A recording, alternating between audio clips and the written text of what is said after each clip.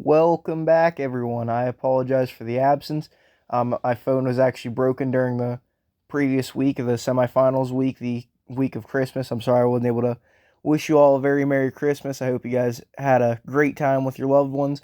But either way, I did end up missing quite a few videos. You guys can probably tell I didn't really get the start bench recommendations out. I didn't get pretty much any of the videos out this week yet. I just got a new phone. That's what I'm recording on now, as a matter of fact. I was going to start recording and trying to catch up sooner. The problem is this phone actually doesn't have a built-in recording, screen recording to it, so I had to download a third-party app to do this. And the problem with this third-party app that I'm using is it can't cancel out audio that I don't want to record like the previous one could. That's how I was able to record things like, say, the matchup previews, for example, like the shorts I was making, stuff like that. So I'm probably not going to be able to record stuff like that in the near future, at least until I figure out how to record on my PC, which I just got. But we'll have to see how that works because, like I said, I'm not familiar with any of that, so you guys are going to have to work with me. But either way, let's just get right into WWD, the fantasy side of things first. As always, I just wanted to keep you guys updated on what was going on. I'll try to finish the season up with these videos as well as I can, but it might not have the same quality as it's had for most of the season. I'm probably not going to be able to do intros, stuff like that. I just wanted to let you guys know the last few episodes might be iffy, so bear with me. We'll kick things off on the fantasy side of things. You saw Toxic Zenpai and Big Yawners have a shootout. Toxic Zenpai had a pretty good performance, but Big Yawners just blew the fuck up, and Toxic Zenpai really didn't have a chance here. So you'll kick things off with Matthew Stafford.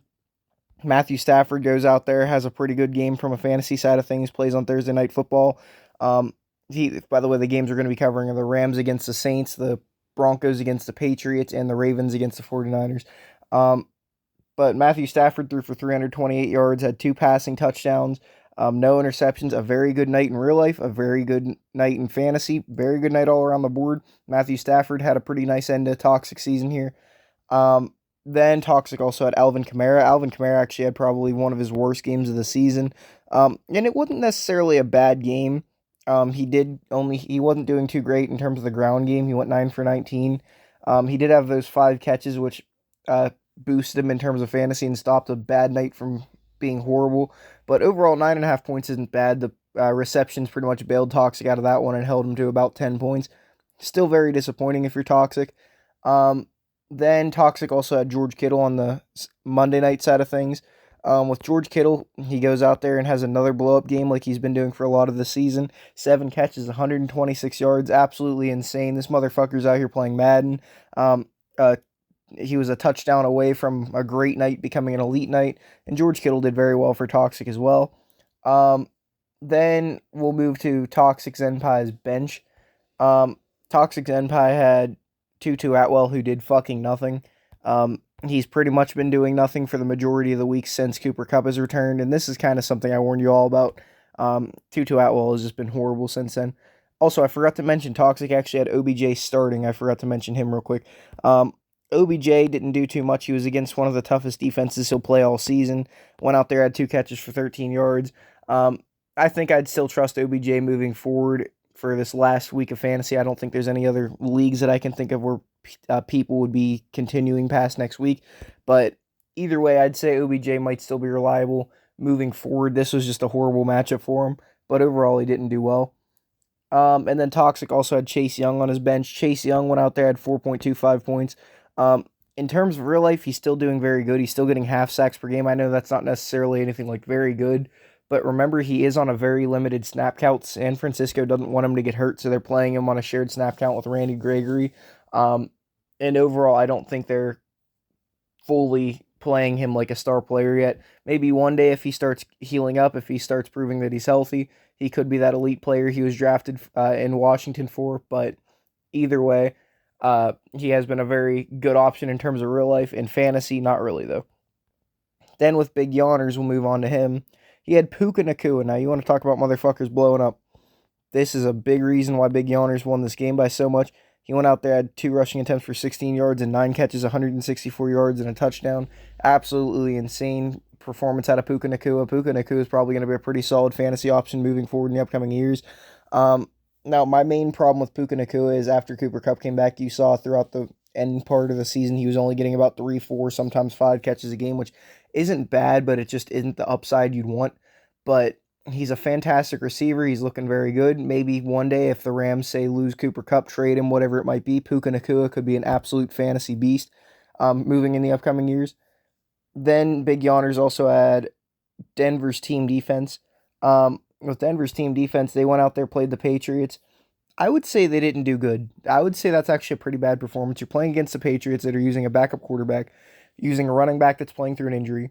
They're using just a horrible team around the board. Their offensive line is beat to hell and back. Their coach is about to get fired.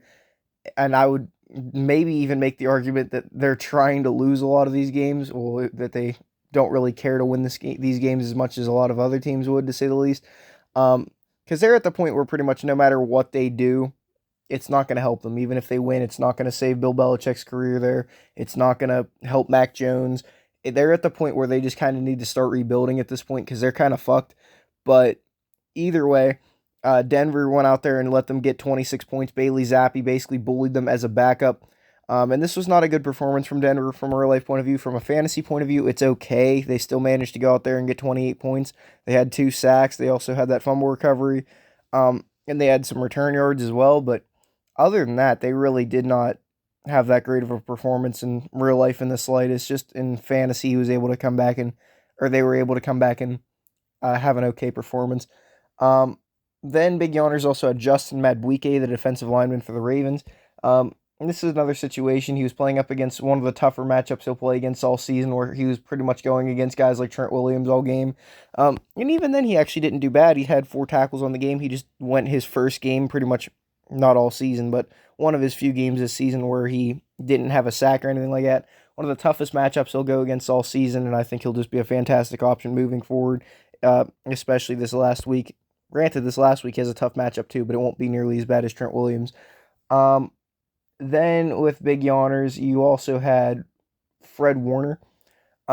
With Fred Warner, where do you have me down here? He did pretty solid. He won a few points in the green. Good 20-point week, 10 tackle solo. Fantastic performance. He also had those 2 pass deflects as well on top.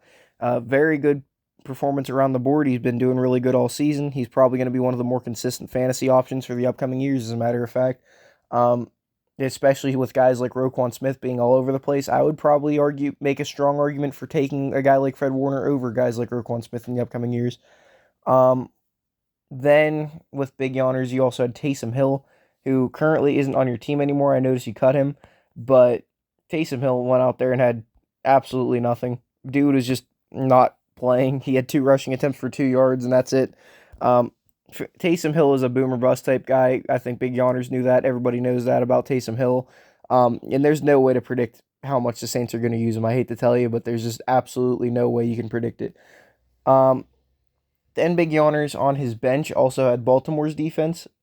And Baltimore played against the San Francisco 49ers. And they did very, very well, holding the Niners to 19 points, not even 20. They went out there and actually managed to have 4 sacks against one of the best O-lines in football, had 5 fucking interceptions. Tell me that's not crazy. And overall, they really showed that they can shut down pretty much any offense in the league. I'm trying to think if there's any games that Baltimore's defenses look bad in this season. I'd say the closest thing to that would be the game against the Browns, where they really didn't look great there. But other than that, this defense has been ridiculously good this season, and fantasy was no exception. They did really good against the 49ers. The only question, if you're Big Yawners now, is do you trust them to shut down Jalen Waddle and Tyreek Hill? Because I personally do not. But I do think they'll be able to shut down that run game with help from Roquan Smith and Patrick Queen. But either way, that's more of a start bench recommendation video. Then we'll move on to Rictatorship against Mr. Steeler Girl. Rictatorship blew Mr. Steeler Girl out. Mr. Steeler Girl had one of his worst performances in quite a while. Rictatorship had one of his better performances over the past few weeks. And Mr. Steeler Girl really didn't have a chance here. It was the battle of the God worshippers, or the people that are the most religious just for joking reasons. There's nothing wrong with that, obviously. But we'll kick things off with Dictatorship, who had Roquan Smith and Alex Singleton. That's pretty much all he had. He had the two linebackers here. Now Roquan Smith went out there and had 10 points, had a very another very inconsistent night to say the least.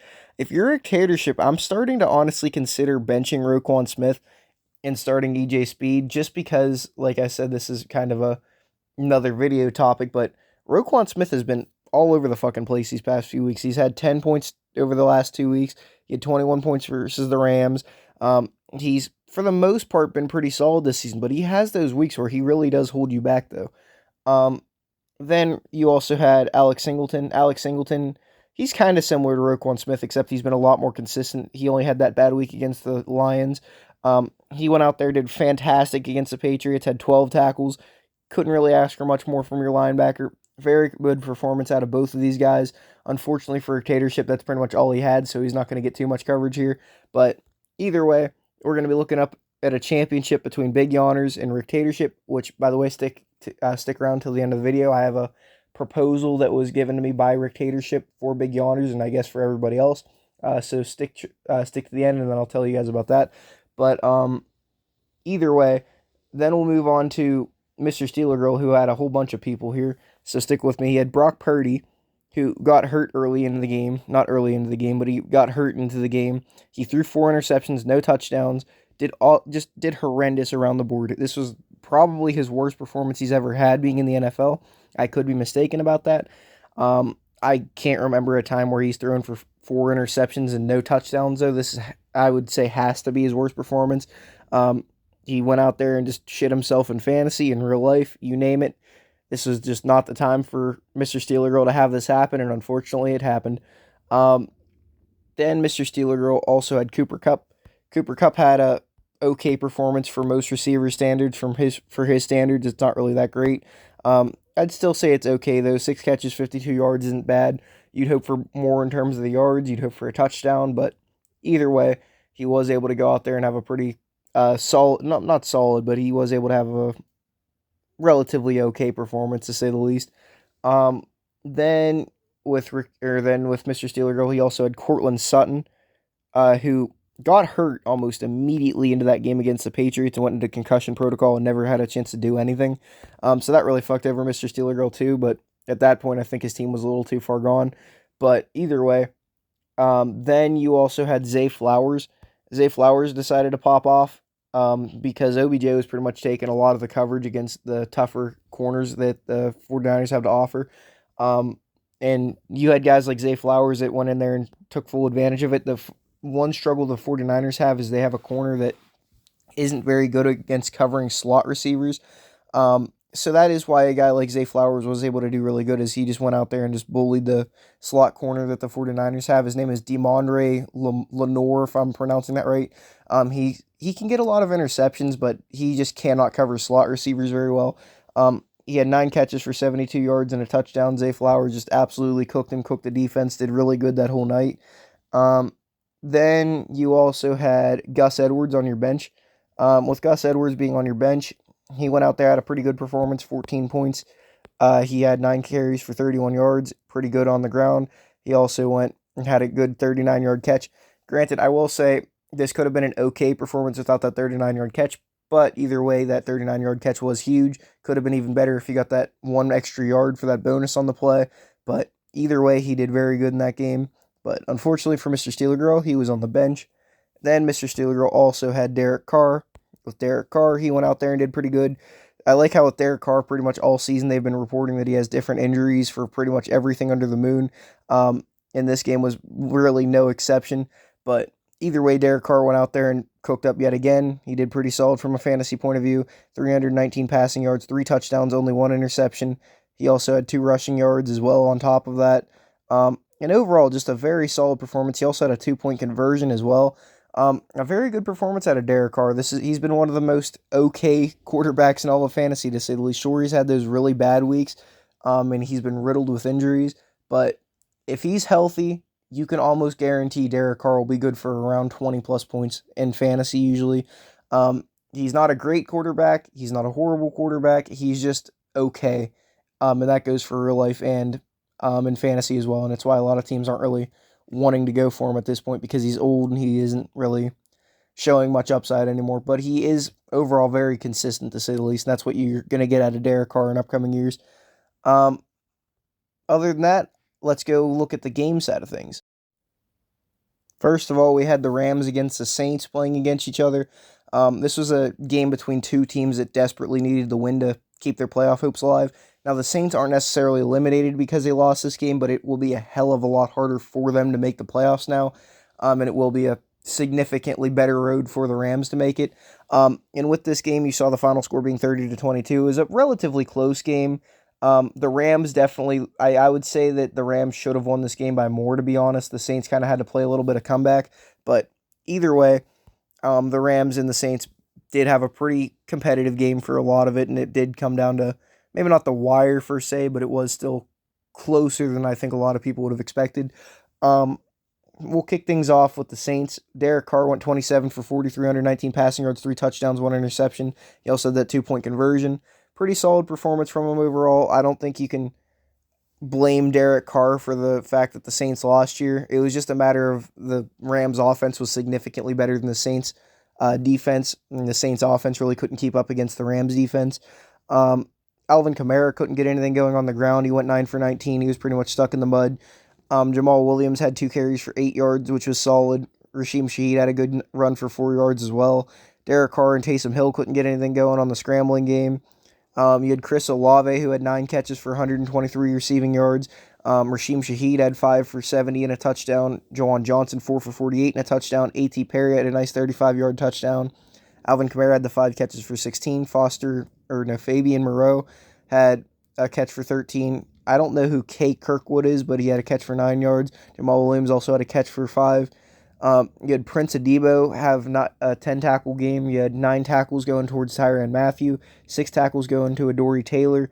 You had 8 tackles and a sack for Carl Granderson. He's continuing his absolute monster tear of the season. Other than that, there wasn't really much to mention because the Saints really didn't get any interceptions. They didn't really do that well against the Rams in general on the defensive side of the ball. So we'll look at the Rams next. Matthew Stafford went 24 of 34, threw for 328 passing yards, 2 touchdowns, no interceptions, did very good. The Saints defense was pretty much just cooked around the board, whether it was the running game or receivers that the Rams have. This is just an elite Rams offense.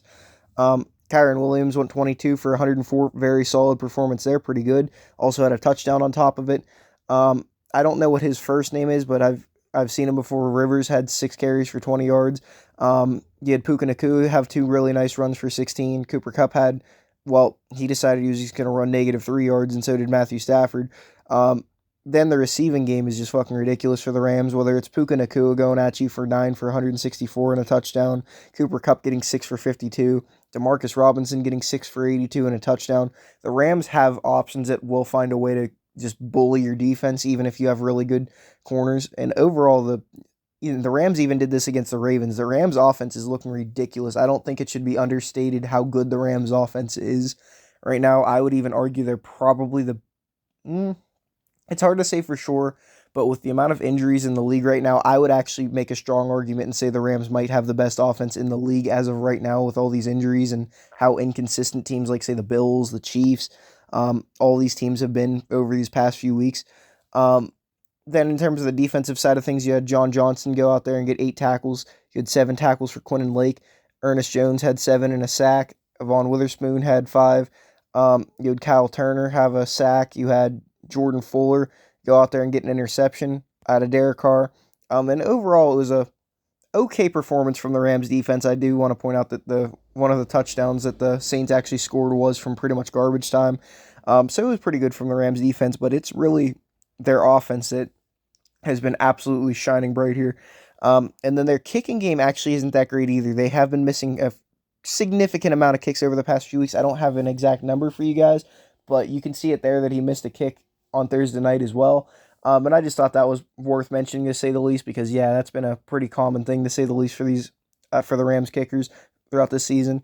And other than that, I don't really think there's much else to mention here. Let me check. I don't think there was anything like lopsided. I didn't notice a lot of penalties whenever I was watching the game or anything like that. So we'll just move on to the next game, the Broncos and Patriots game.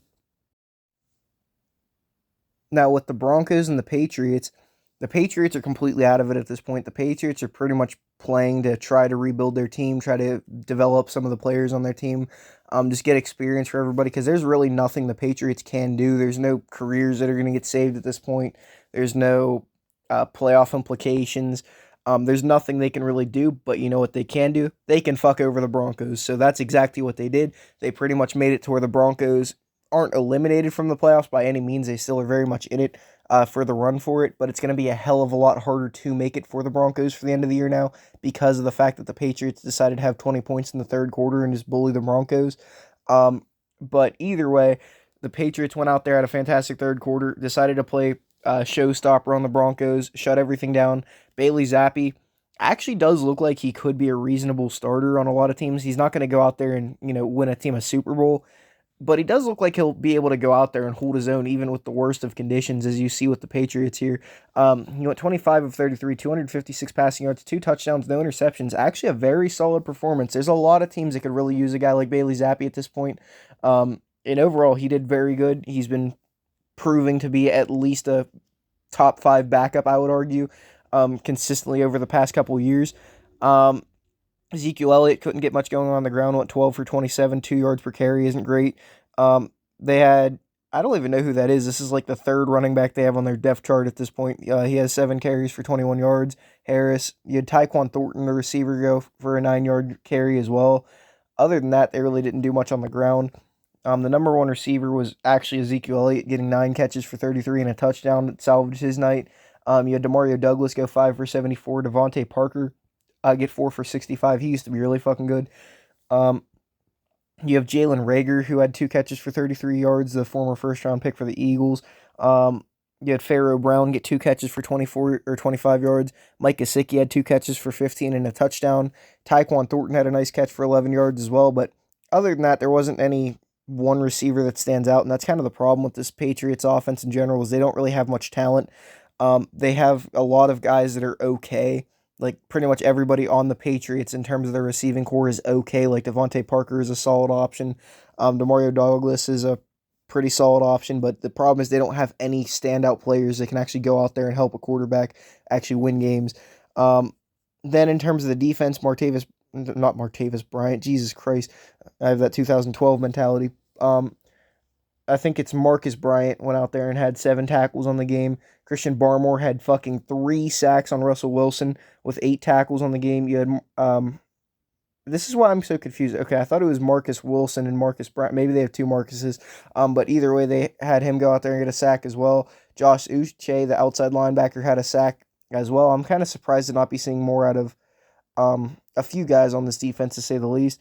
But either way, they did do pretty solid, held the Broncos to 23. A lot of the Broncos' points came from the very end of the game. And the Patriots' defense did hold up pretty well here overall. Other than that, I don't really think there's much worth mentioning in terms of the Patriots. Well, their field goal kicking hasn't been great. I should probably mention that. They went 2 for 3 there.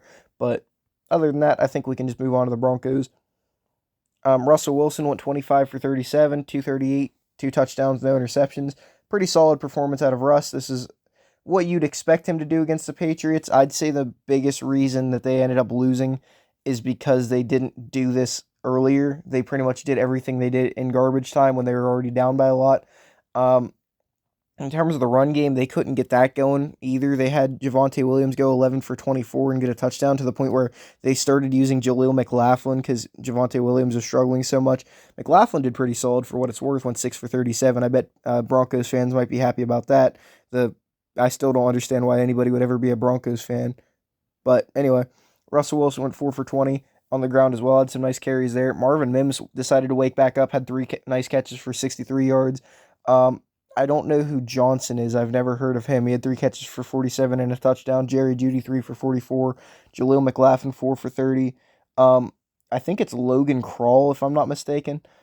He went 4 for 28. And he also had the touchdown. They had Samaje Perine get 4 for 27. And then you had guys like Cortland Sutton go out with the injury very early into the game. Javonte Williams also had 3 catches, but just couldn't do anything with it, though. Alex Singleton was the best tackler with 12. PJ Locke had 9. You had Patrick Surtain with 6. Justin Simmons with 5. Jonathan Cooper with a sack and 4 tackles. DJ Jones had 4 tackles and a sack as well. Other than that, I don't really think there's. Oh yeah, Will Lutz also missed his only kick on the game, which definitely didn't help the Broncos here. Let's just say that to say the absolute least. The kicking has been terrible in the NFL to say the least. But either way, uh, this game specifically wasn't really a game of playoff implications for both teams. This was just the Patriots just fucking over the Broncos around the board. There wasn't really many penalties at this point. I think the refs are kind of letting a lot of teams play out a lot more. Um, and other than that, I think we can just move on to the next game. This game doesn't really have much else to talk about. I don't think there's nothing else I can really think of anyway. Then we actually had my prediction for what I think is going to be the Super Bowl. The Ravens and the 49ers. This is my prediction for the Super Bowl in general.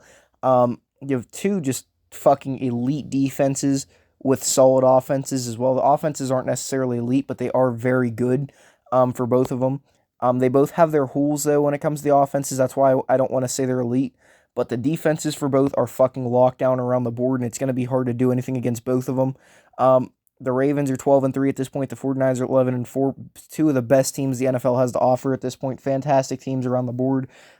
This was a I don't want to say this was a good matchup. Both teams had their very key players, to say the least, but I would say this was a game where Brock Purdy truly got tested, and yeah, he kind of failed, but I will give him the benefit of the doubt and say that there was a lot of mutual blame to go around with his receivers, for example. We'll talk about that in a minute. Um, the Ravens had Lamar Jackson go out there, go 23 for 35, two touchdown passes, and 252 passing yards. Pretty solid performance, especially against the 49ers. He also went 7 for 45 on the ground. Very good there. Gus Edwards went 9 for 31 and a touchdown. Pretty solid. Justice Hill didn't do that great, though. He went 10 for 26. Zay Flowers went 9 for 72 and a touchdown. Isaiah Likely 3 for 56. Justice Hill 3 for 31. Gus Edwards had a 39-yard grab. They had Rashad Bateman get a catch for 14, and OBJ had 2 for 13. Then Nelson Aguilar had 3 for 10 and a touchdown. Other than that, the Ravens didn't. They had Zay Flowers, and then they didn't. They kind of just spread the ball around pretty much everywhere. Other than that, though, in terms of the defense, bear with me because pretty much everybody on this defense either had a sack or an interception in this game. Marcus Williams 7 tackles and an interception. You had Kyle Hamilton have 5 tackles and 2 interceptions. Patrick Queen had 7 and an interception. Marlon Humphrey had 3 and an interception. Kyle Van Noy had a sack. You had Brent Urban, fucking former Chicago Bear, have 2 tackles and 2 sacks. Jadavian Clowney also had a sack as well. Fantastic performance out of the Ravens defense. And if they play like this, they're going to win the Super Bowl. There's really nothing a team can do to stop this defense. This defense is ridiculous. You can argue that the Cowboys defense at the beginning of the season was better, or the 49ers was better, but the way the Ravens are playing, they're playing like the 49ers defense, like the Cowboys defense, like they should have done pretty much throughout this season. And yeah, they just really haven't been able to put it together yet, but the Ravens have, and they've been doing really good because of it. Justin Tucker's looking perfect on his kicks as well. And this defense just fucking bullied the 49ers. And we'll continue it on here with Brock Purdy going 18 for 32, 255 touchdowns, or not 255 touchdowns, 255 passing yards, 4 interceptions thrown, no touchdowns thrown. Horrible performance out of Brock Purdy. Sam Darnold went in. He did slightly better, 8 for 14, 81 passing yards, a touchdown and interception, but even that's not great. Christian McCaffrey did very good, though. He went 14 for 103 and a touchdown. Fantastic performance out of him, as always. Darnold had a nice 9-yard run. Deebo Samuel went 2 for 7. Brock Purdy had a carry for 2 yards as well. George Kittle went out there and cooked up 7 for 126. Brandon Ayuk went 6 for 113. Deebo Samuel is what I was kind of referring to. He had quite a few drops in that game that were costly at best for the 49ers here. He went 4 for 47, though. Christian McCaffrey went 6 for 28. I don't know who Bell is, but he had a catch for 12 yards and a touchdown. They had Kyle Juszczyk, the tight end, get a catch for 5. Willie Snead get a catch for 5. They had Travis Gibson go out there and get, or Tashawn Gibson go out there and get 7 tackles. Fred Warner 10. Dory Thomas 4. Javon Hargrave had 3 tackles and then a sack. You had Randy Gregory get a half sack. Same with Chase Young go out there and also get a half sack on 2 tackles. Other than that, this Niners defense really could not do much. They had a few sacks. They didn't have any interceptions thrown. They didn't really force many fumbles or anything like that. They didn't really have too much they could say. And granted, a lot of that is because of the fact that the Niners on offense just got bullied. They couldn't stop turning the ball over. They couldn't stop punting. They couldn't stop throwing interceptions. They just could not do anything right for the majority of this game. And yeah, the Ravens just pretty much had their way with them. And yeah, the Niners defense didn't really have a realistic shot. On top of that, penalties were a fucking killer for the Niners too. The Ravens got a lot with 6 for 67. Don't get me wrong, but the Niners having 10 penalties for 102 yards. To put that into perspective, that's the entire length of the football field. Um, Now, I know that might sound like a lot too, and it is broken up throughout a lot of the game, but that is a detriment to your team. Even if the other team has a lot of penalties too, 10 penalties for 102 yards should never be happening in a football game, or you're probably not going to win. I don't care if you're the fucking 85 Bears. That many penalties is going to kill you. Um, Other than that, I think that's about it. I'll talk to you guys about the idea Rictatorship had in just a second. Now, this idea was actually provided by Rictatorship, something he wanted to do. And we're not going to end up doing this if Big Yawners doesn't want to do it. This is just something that would be, if both of them can agree to do it. This was an idea pitched by Rictatorship, like I said. And it goes something like this. Obviously, you guys know that both of these people are going to be playing for a $100 prize. Rictatorship suggested that instead of just doing the $100 prize, what we do is both Rictatorship and Big Yawners would choose a charity, right? And they would both choose a separate charity, right? And then they would make their case for which charity deserves to win more to everybody. Everybody that is willing to, and this is not a requirement or anything like that, this would be everybody's personal choice of if they wanted to do it out of the goodness out of their heart. They could choose to. They could choose a team between Rictatorship or Big Yawners, and you could choose which charity you'd be cheering for to win the fantasy championship. You know, which one you'd want to win more, whether that's because you like Rictatorship more, or if you like Big Yawners more, or if you just like the charity in general more. Whatever reason you have for picking your side, you'd pick that side. And if that side wins the fantasy championship, that charity would get the $100.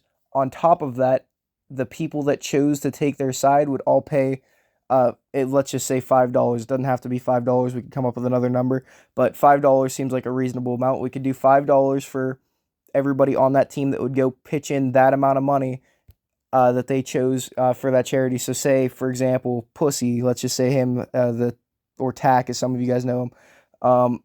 Let's just say that he chose Rictatorship's charity. Rictatorship ends up winning against Big Yawners. Tack would donate $5 to said charity.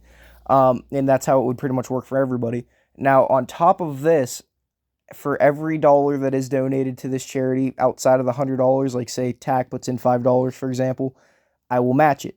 So say we have a whole bunch of people donate $10, like say there's 5 people who donate $10, I'll match all tens of those bucks, so it would go up to like say $50, for example, and then we'd have $200 total going to charity.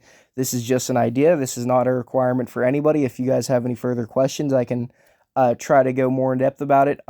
Like I said, there's no promise that we're actually going to do this, and even if we do it, it's absolutely not a requirement. Like I said, this is just an idea suggested by Rictatorship.